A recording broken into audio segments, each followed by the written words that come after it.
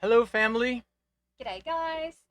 So, we have been trying to get down to see all of you for quite some time. We were hoping to make it for Christmas. Um, More importantly, not more importantly, we wanted to get to see Grandma and Grandpa, right? And we had scheduled something in December, and then that kind of fell through. And then we wanted to come see Grandma and Grandpa in January. And then, Grandma, we heard that you were in rehab. Um, but this video is not necessarily for grandma and grandpa, It's although for they will everyone. see it. It's for everyone. It has been the best Adventure. and the craziest year, I think, in all of my life, to say the least. So the last time we left you guys, we were engaged. Yes. We told you in Thanksgiving, and the original plan was to get married, to have a big Catholic wedding, probably March, April. We were actually trying to do it sooner. Um, just because we're engaged, we knew that we wanted to spend the rest of our lives together, and I'm not getting any younger, and I'm not getting any more beautiful, but she is. That was corny. Um, so unfortunately, at the end of the year, my largest client, uh, the Fortune 100 companies, 3M, um, made it all the way through COVID. The 2 years of that, everyone else has fallen except for I was able to hang on, and they completely restructured everything and canceled all of the marketing contracts, which mean that I lost my largest client.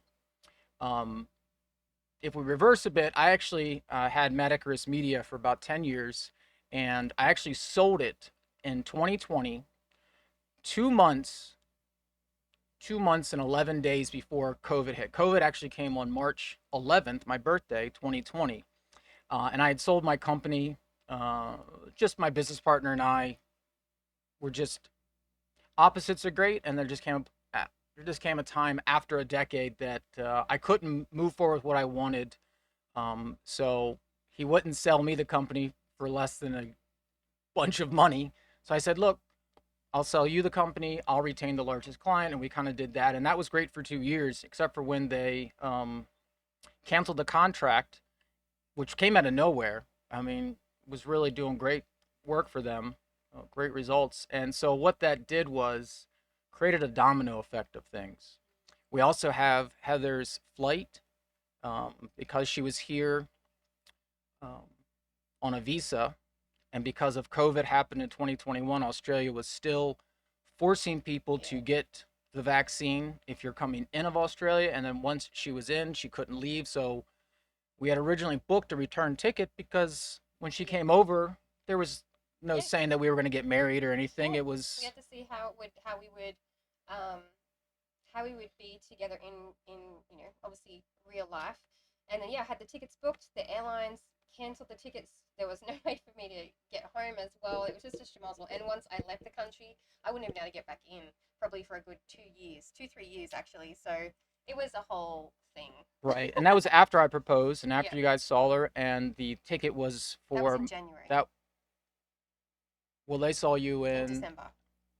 Thanksgiving. No, no, it No, was we saw Christmas. I'm Christmas. sorry. Yeah, yeah, Yes, Christmas. And I had proposed, and so our original thought was, I had a great job. She didn't have to work. That was the whole point of even bringing her over. I can support everyone and then some. And when all that fell away, we had to quickly start to think, oh gosh, what are we gonna do? I mean, I we didn't. it made us really stop and sort of like reassess the like what the foundational importance of what it was that we wanted to do. And for us, it was getting married. Mm. You know, Heather was living here in the house, but she had her own room. We're Catholic, and even talking with our priest, that wasn't the most ideal thing, but it didn't disrupt anything with the kids. And I tell you this just because it all kind of fits together. Where if we were to wait April, May, June till maybe I got another job or something, that's very hard on a relationship when you're living a traditional Catholic life. You know, so we were like, we don't want to wait Yeah. till April, May, March. Let's get married. So we talked with Monsignor, um, and we knew that there was no way that we could even afford to have a wedding of anything. So we ended up getting married February 11th. It was just Monsignor, ourself, um, and then Sarah and Jason Jason, and mum and mom dad. and dad, Yeah. that came down. Uh, and even her family. That was another thing in Australia. None of her family could be here for the wedding, and we were really trying to shoot for that. And we were also thinking, gosh, grandma and grandpa, last minute, are they going to be able to drive all the way up here? And then, more importantly, the reason we didn't really tell you guys was when it comes to visas and immigration, the more people that know that Heather is here and her visa had expired, even though they canceled her flights, even though if she flew back, they were going to force vaccinate her. We had to make a call, a judgment call. We talked to lawyers and everything, and they had said, "Look, you have a really good grounds. You're getting married. You had got proposed to. You had planned on getting married before all the flight cancellations, before everything. You know, We even talked with lawyers about claiming asylum. There was literally no stone left unturned as to what our rights could be. Um, and yeah, so it was a very stressful situation. and it was also like, what does that do? The more people that we tell, if something were to happen with immigration, and we had this conversation with mom and dad, uh, my mom and dad, and Sarah and Jason, that if in immigration, if they want to get you and get rid of you, they're going to start interviewing people, and if anyone lies about that or knows something and they're not saying it, that puts you in a horrible legal situation. And we did not want anyone having to lie for us. We did not want to put anyone in. It was doing our best to move forward with our lives, to do what's right, and to protect the family, but then also to. It was a very tough situation, and Yeah, because I didn't have a job, it, money yeah, was it's still I still have not been able to find a full time gig.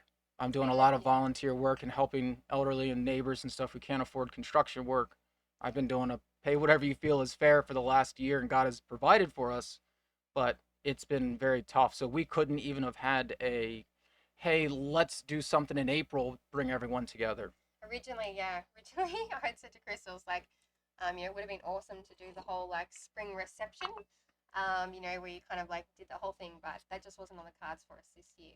Which it's not a never in the future. Like that's a lovely, we hope for that in the future. Right. It just wasn't meant to be for this year for us.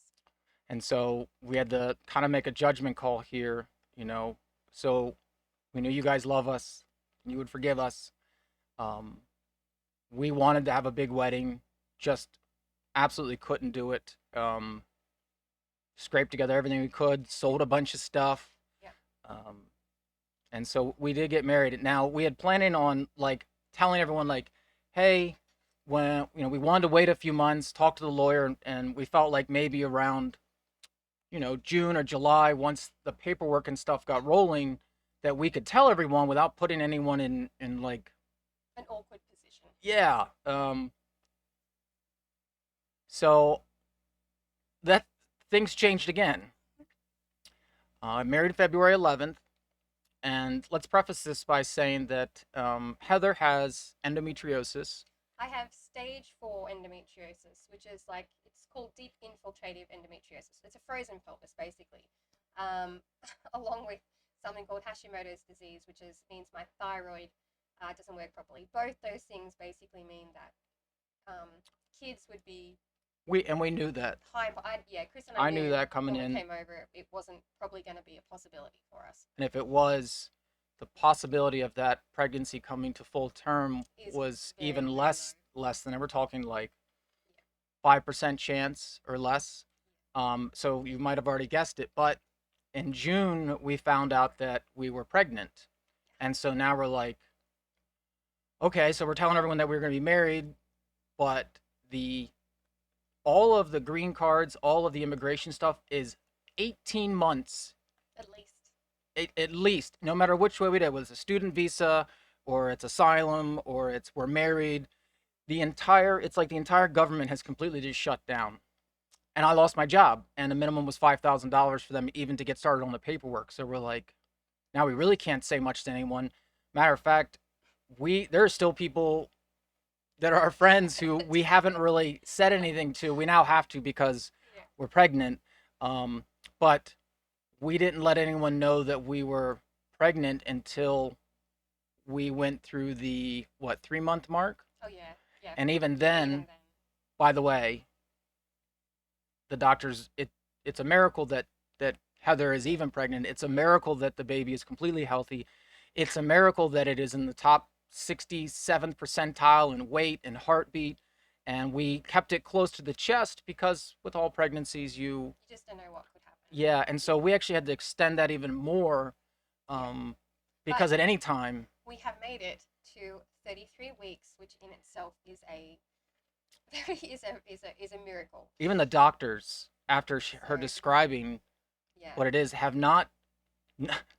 We're talking doctors who have decades and decades of experience. Doylestown Hospital, which is one of the best hospitals on the East Coast, Yeah. um, has not delivered a baby. It's very rare for a frozen pelvis. Basically, my uterus is fused to my pelvis inside, so it, it's it's an interesting, yeah. So prayers for the birth in a couple of weeks would be really appreciated too, guys. So we're not quite sure how that'll go, but It's like trying to drive a race car with a locked steering wheel kind of yeah, deal, right? Like it still goes and drives, but everything is where it needs to be. And, yeah, I feel like I haven't said this enough. We actually just realized how much of a miracle this really is in this past um, checkup. The doctor just had never seen this before. And so we're even talking to the specialist who's never really seen this before. So yeah, we just, we're over the moon and we wanted to share this with you earlier. And you will actually be receiving this video after we see Grandma and Grandpa on Saturday this coming week. Heather really shouldn't be traveling. We're at the precipice of, because of her condition and because she could go into labor almost at any time. The doctors are just like, stay close to us, and it always has been important for me to go and see at least Grandma and Grandpa face to face. They have just done what they have done for this family is just, you all know that they're amazing and they deserve at the very least for us to come and tell them, for her to see so we can talk to them and visit. And we've been trying to get this for months now, and finally we just said, come hell or high water, we'll have to, if we have to go to rehab and visit with Grandma. But this past weekend, Sarah went down with mom and mom dad. and dad and two of the boys, and Grandpa was there. So we didn't really know that that was possible. So now that we do, we're like, we're packing up. We're gonna go see her. So um, I will literally be sending this video to you guys, uh, probably while we're visiting them. Yeah. I just want them to. Um, And I just want to say too, like, it's like it hasn't been an easy road, like traveling, like coming overseas and even like Family, leaving. having your mom Yeah, around, or your yeah, leaving family. Like my family won't even get to experience, like the fact that this will be the first grandchild in my side, in my family, and no one will get to even hold little him or her. So it's a I just like to say, thanks to you guys as well for like your what I hope like is your understanding. Um, just like listening to us, have to explain just like the reasoning behind the delayed, the delayed, continued delays. Yeah, updates on us, and and it hasn't been easy, and I pretty just much had from an all the ulcer in my stomach for the yeah, last. from all the stories I've heard from you guys, and from the small experiences that I've been able to have, at Christmas time and things like that. I can see it's just such a loving family, um, which is so nice to have been able to like come into and be welcomed into and be a part of, So, and that makes me feel better knowing that, this little bubby will be coming into a beautiful family. So Bubby's an Australian term for this, a little slang. We call it bubby spinner. the little Vegemite. Oh, and without further ado, let's. So I'll blow that up for you guys. Um, I don't even want to get into trying to navigate the health insurance area because all Heather is not a citizen, doesn't have a green card. No health insurance company will cover her, right? So it's been like, A little bit of she, a nightmare. God has continued to provide. He does. Yes, he Please does. don't send us checks. That's not what I'm asking. Yeah, yeah. Um, we have put our full faith in God that He would provide. I have been applying to jobs. I've had resume rewrite. Um, I have applied to everything up and down that's within my vertical. I have more than enough experience. I have enough successful track records. Um, there's something really funny going on right now, but I'm not trying to get into all that. I'm just saying that um, God has been amazing to us, and all the hurdles and walls that He has continued to break down for us. It was almost like Moses, like He brings us right to the brink, right, and right at the moment before the chariots are coming in, right, He parts the Red Sea. And so this is little Bubby Spin. We do not know if we're having a boy or a girl. It's a surprise. That was I let Heather make that. Old school. Old school. Let's see. That is the little mouth right there. Yeah, little face. Little face.